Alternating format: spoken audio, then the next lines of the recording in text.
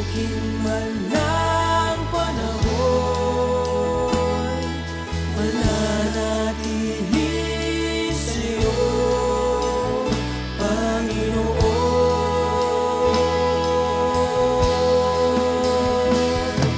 Walang alinlangang maglilingkod, walang pangambang sa'yo ay susunod. Hindi susuko at hindi ito, patuloy lamang sa iyo, Panginoon.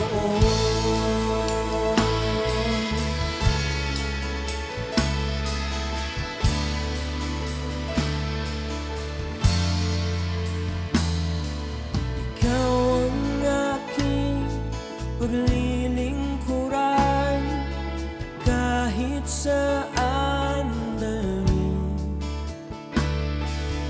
Ikaw ay lagi kung susundin, anuman ang suliranin.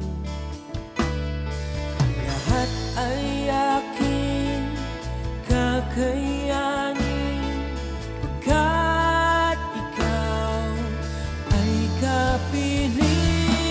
Subukin man ng panahon, mananatili sa'yo, Panginoon.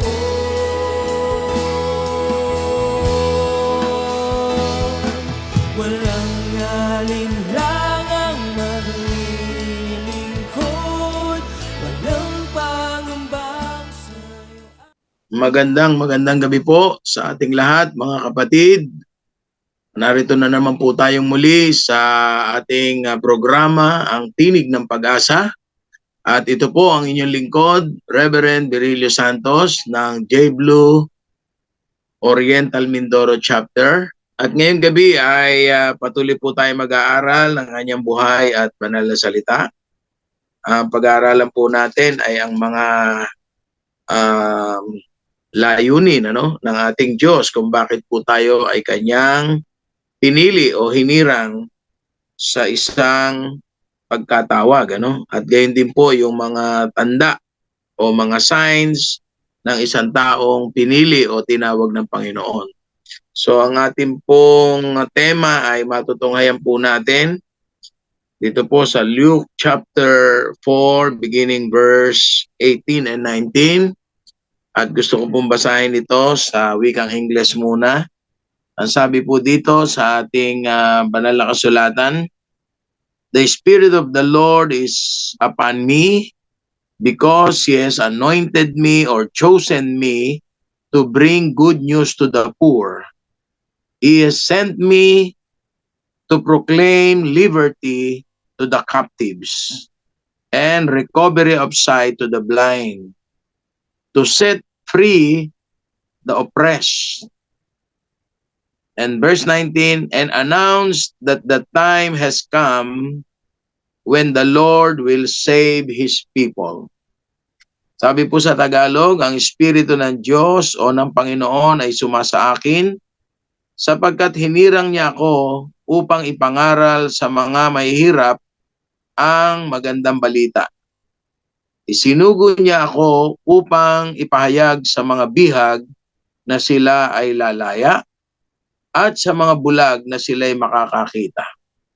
Isinugo ako upang palayain ang mga inaapi. At talatang 11, "At upang ipahayag na darating na ang panahon ng pagliligtas ng Panginoon." Tayo po'y saglit na manalangin. Dakilang Diyos, salamat po sa gabing ito. Minsan pa kami po ay nagtitiwala, nanampalataya na ang iyong salita ay buhay at makapangyarihan sa lahat. At sa sandaling ito ay aming panampalatayanan at i-apply sa aming buhay, sa aming paglilingkod sa iyo, Diyos. Gagawa po kayo ng himala, patuloy niyong babaguhin ang buhay ng mga tao, at sa sandaling manampalataya, tanggapin po kayo bilang Panginoon tagapagligtas, ang buhay na walang hanggan ay kaloob niyo po sa amin. At gayon din, Panginoon, ang pagkatawag niyo po sa amin ay tunay at alam po namin na bawat bagay na nangyayari at nagaganap ayon sa iyong kalooban ay meron po kayong layunin na maging pagpapala po kami sa maraming tao. Kaya po Ama, sa oras na ito Lord, sa iyo namin pinagkakatiwala ang mga susunod na sandali. Samahan mo po kami sa ere. Samahan mo po kami sa impapawid at maipahayag po namin ang iyong kalooban. Gamitin mo po ang iyong lingkod, itago mo po ako sa likuran ng iyong kapangyarihan. Let your anointing be manifested upon us in the name of Jesus. Amen and amen. Okay po. Una po, ano po ang dahilan? Bakit po tayo tinawag ng ating Panginoon? O bakit po tayo inanoint, no? O pinahiran sa lumang tipan po? Actually, yung pong binasa natin ngayon na Luke 4:18 and 19, yan po ay wala pa po ang bagong tipanon. Ito ay hindi pa nasusulat pero binasa ng ating Panginoong Hesus ay hango po sa aklat ng Isaiah 61 verses 1 and 2, no? At gayon din po, no? Gayon din po ang sinasabi. Tingnan po natin ang sinasabi yung salitang anointing, ano? Sabi rito, dito po sa Isaiah 61 verses 1 and 2, sabi rito, the sovereign Lord has filled me with His Spirit.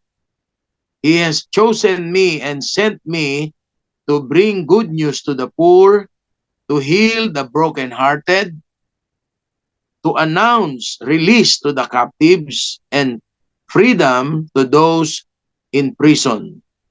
Sabi ng verse 2, He has sent me to proclaim that the time has come when the Lord will save His people.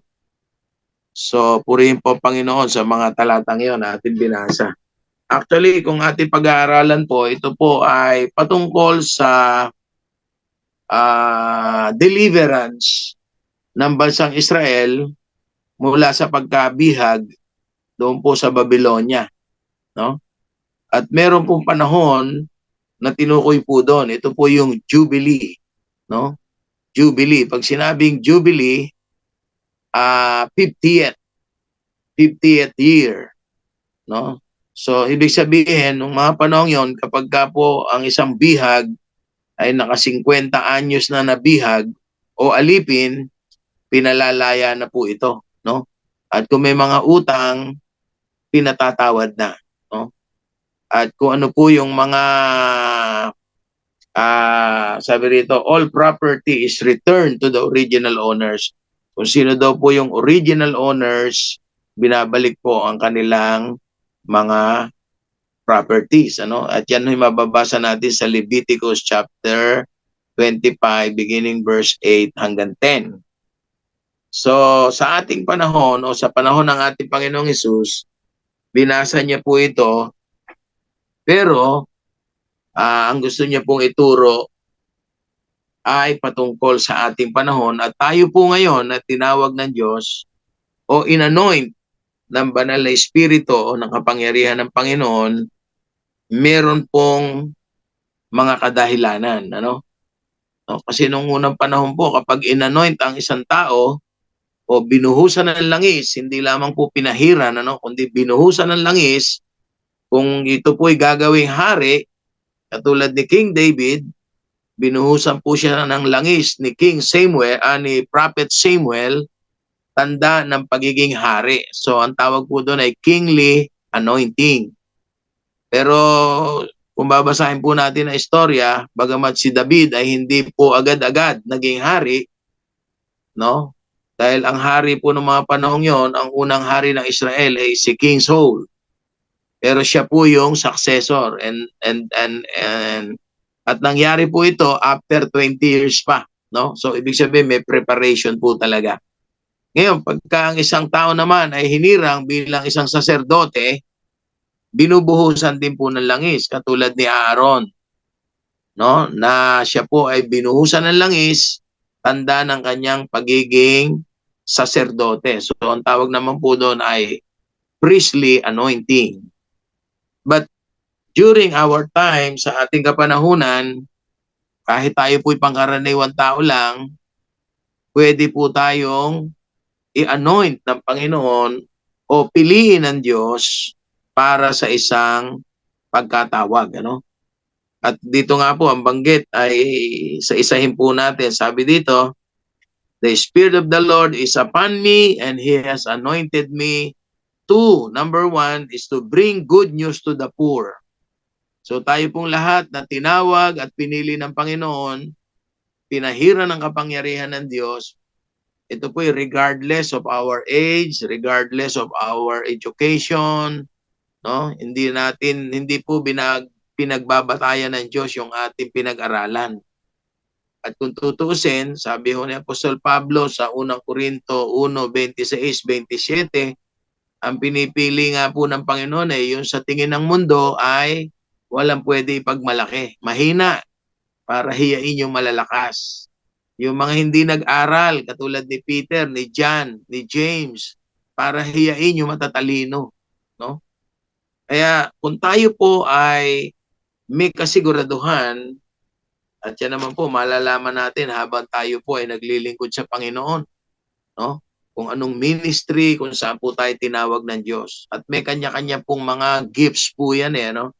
Na ayon sa banal na kasulatan. Ang una po sabi rito, to bring good news to the poor. So lahat po tayo ay tinawag ng Diyos para magpahayag ng mabuting balita sa mga aba. At ito pong mga abang ito ay hindi lang ho yung mga taong walang makain, walang pera, kundi ito po yung mga taong nangangailangan, handang maglingkod sa Diyos kahit ano mangyari. No? Pero kung ang pagbabatayan nga po sa pagkatawag, mas marami po yung tinatawag na walang pwedeng ang ipagmalaki. Yung mahirap talaga, yung talagang kumbaga open heart sila, no? Hindi katulad ng mga makapangyarihan o mayayaman, no? Iilan lamang. May pinipili rin naman, pero sabi ni Apostol Pablo, iilan lamang, no? Ang pinipili na makapangyarihan, marurunong, para maging daluyan ng pagpapalang espiritual.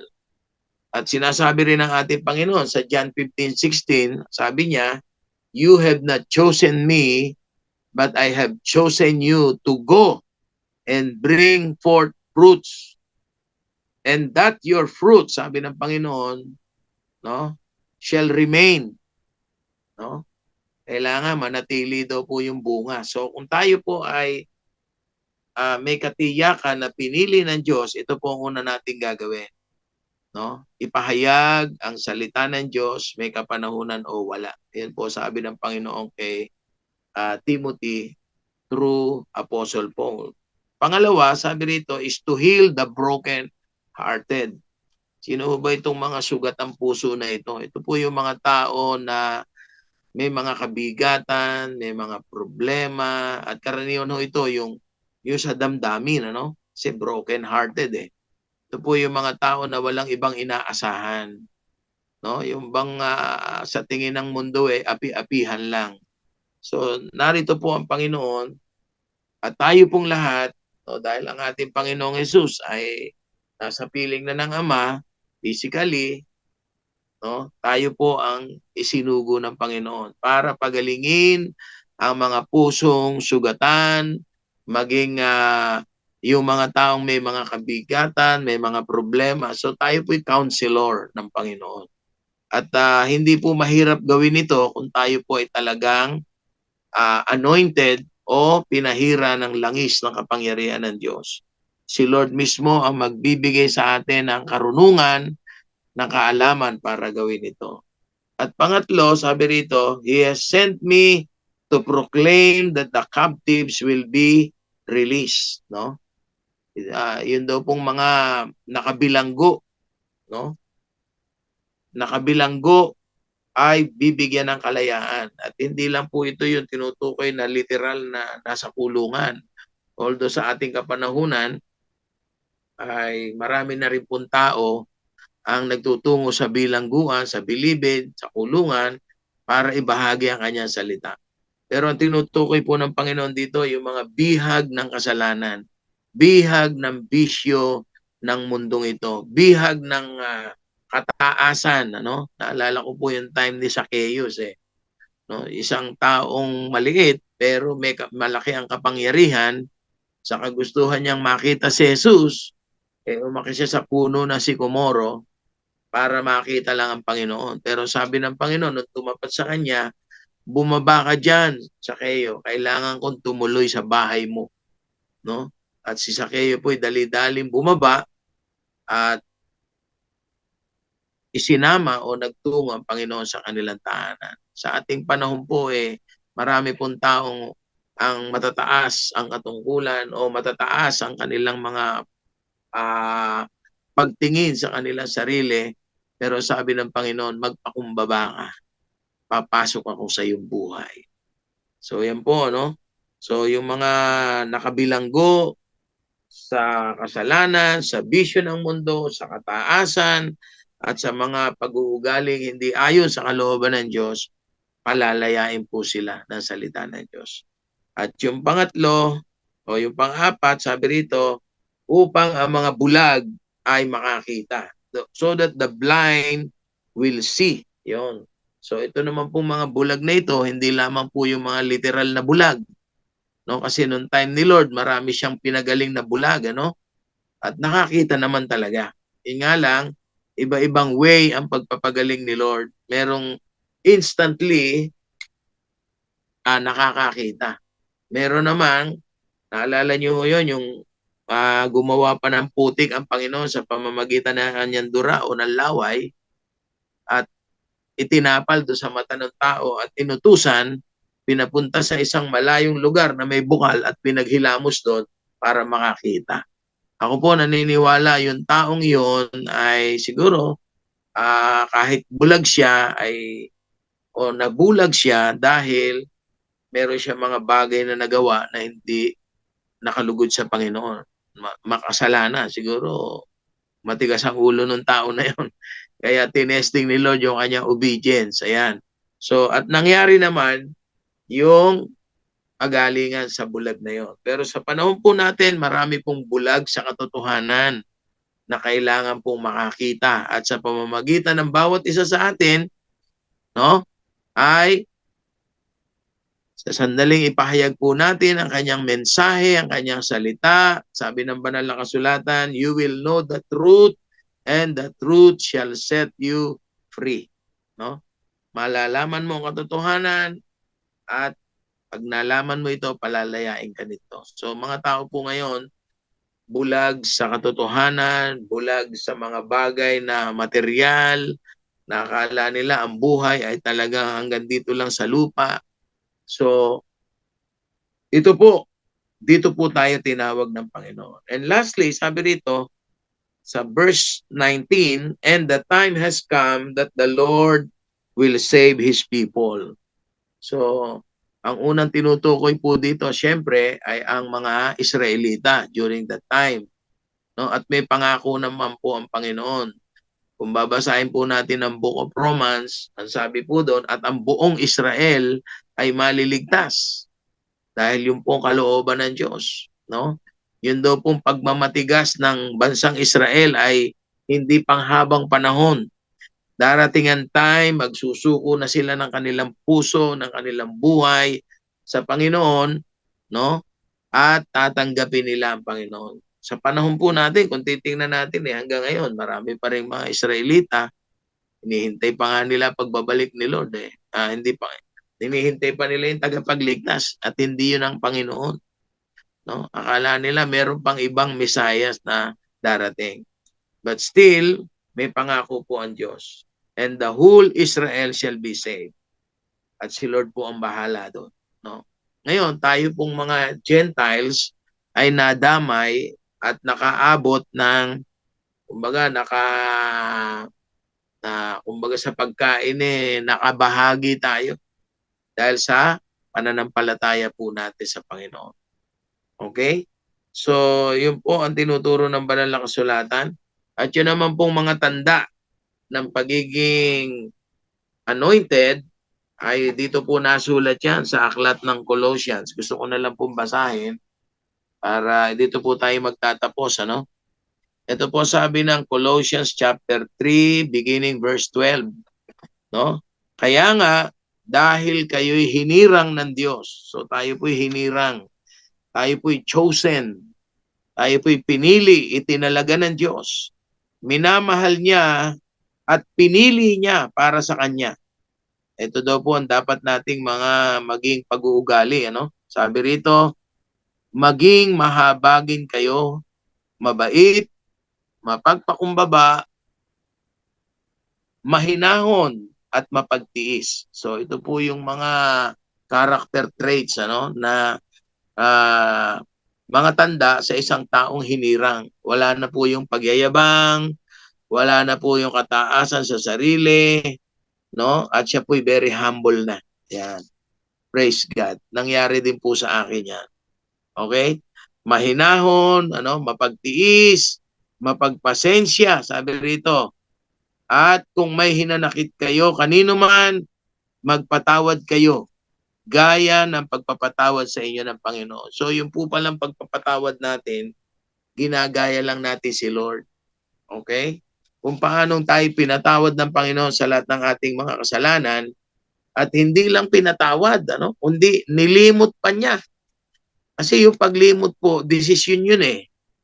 Desisyon. Ang sabi ng Panginoon, I will remember your sins no more. It is a decision. No? Kaya, kung may nagkasala sa iyo at talagang handa mo siyang patawarin, limutin mo na rin yung kanyang nagawang kasalanan. At sa tulong ng Banal na Espiritu, makakalimutan mo ito. Hindi na ipapaalala, no? Kasi pagka hindi po tayo marunong magpatawad, mapansin nyo, kapag nakita nyo yung taong kinagagalitan nyo, naalala nyo yung ginawa niyang masama. No? Naalala nyo yung utang niya. Pero pag pinatawad mo na, bayad na siya, no? Mababaw na po sa limot yun. Amen? Okay, ano po sabi? At higit sa lahat, ito, aglayin ninyo ang pagmamahalan na siyang nagbubuklod sa lahat at ganap. No, nagbubuklod sa lahat sa ganap na pagkakaisa. Yun. Paghariin ninyo sa inyong puso ang kapayapaang kaloob ni Kristo, sapagat iyan ang dahilan kung bakit kayo tinawag sa iisang katawan.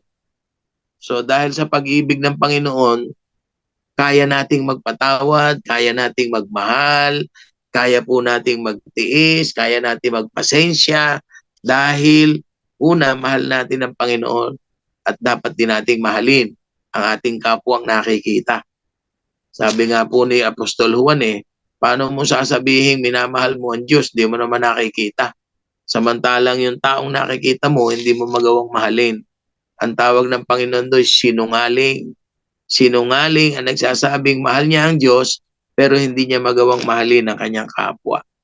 So mga kapatid, ang tanda ng isang taong hinirang o tinawag o pinili ng Diyos, marunong siya magmahal. No? Kahit hindi ka ibig-ibig, kahit hindi ka mahal-mahal, kahit yung mga taong nambubuli sa'yo o nanlalait sa'yo, no? Sa halip na gantihan mo sila, pinapanalangin mo. Ganun po talaga yon. Yun ang kalooban ng Diyos. And lastly, sabi rito, magpasalamat kayong lagi, turuan ninyo at paalalahanan ng isa't isa ng may buong karunungan. Buong puso kayong umawit ng mga salmo, ng mga himno, at ng mga awiting espiritual nang may pagpapasalamat sa Diyos. So ang isang tanda po na ang isang tao ay tinawag o pinili ng Diyos, no? Handa siyang magpasalamat, lagi siyang nagpapasalamat at umaawit. Hindi ho pagandahan ng boses ito no? Kundi umaawit ang iyong puso, ang iyong espiritu, nagpupuri sa Panginoon.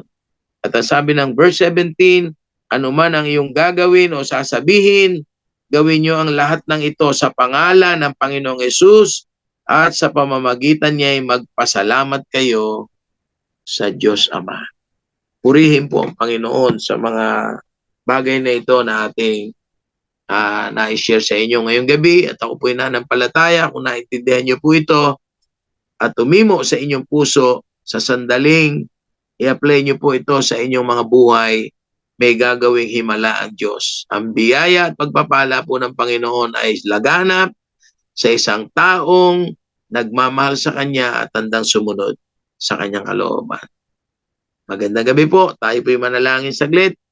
Dakilang Diyos, salamat po sa gabing ito at sa iyong mga salita na narinig ng aking mga kapatid at mga kababayan. Lord, ano man ang kanilang kalagayan sa oras na ito, abutin mo po sila ng iyong kapangyarihan.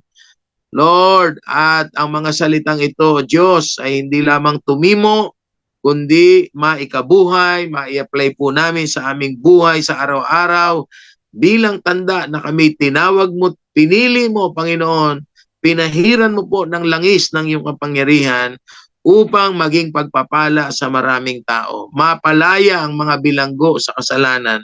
Makakita ang mga bulag, Panginoon, at ang mga taong aba at mga nangangailangan ay makarinig ng iyong buhay at banal na salita. Marami pong salamat, at ang pag-uugali ng isang mananampalatayang tinawag mo, Panginoon, ay makita po sa amin sa araw-araw kung paano kami namumuhay na naglilingkod sa iyo. Salamat po, pagpalain niyo po ang bawat isa na nakikinig at handang sumunod sa iyong mga salita, Panginoon. We entrust everything unto you, Lord. Pinupuri ka nga po namin. Inaangkin namin, O Diyos, ang pagsama mo, ang iyong biyaya at pagpapala sa buhay ng bawat isa. Salamat po, Panginoon. Ito po ang aming panalangin sa pangalan ni Jesus. Amen, amen, amen. Magandang gabi po. God bless you po sa ating lahat. Ako po ang inyong lingkod, Reverend Virilio Santos ng Jesus Be Lifted Up Oriental Mindoro. God bless you and good night. Kahit saan dalhin, ikaw ay lagi kung susundin. Ano man ang suliranin, lahat ay aking kakayanin, pagkat ikaw ay kapiling. Subukin man ang panahon, mananatili sa'yo, Panginoon.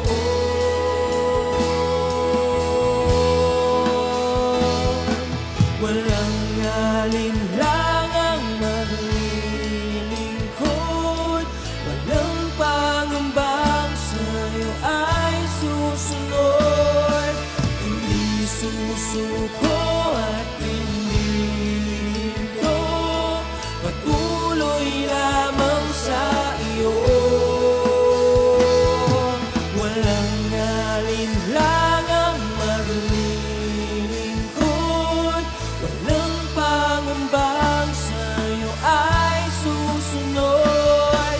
Hindi susuko at hindi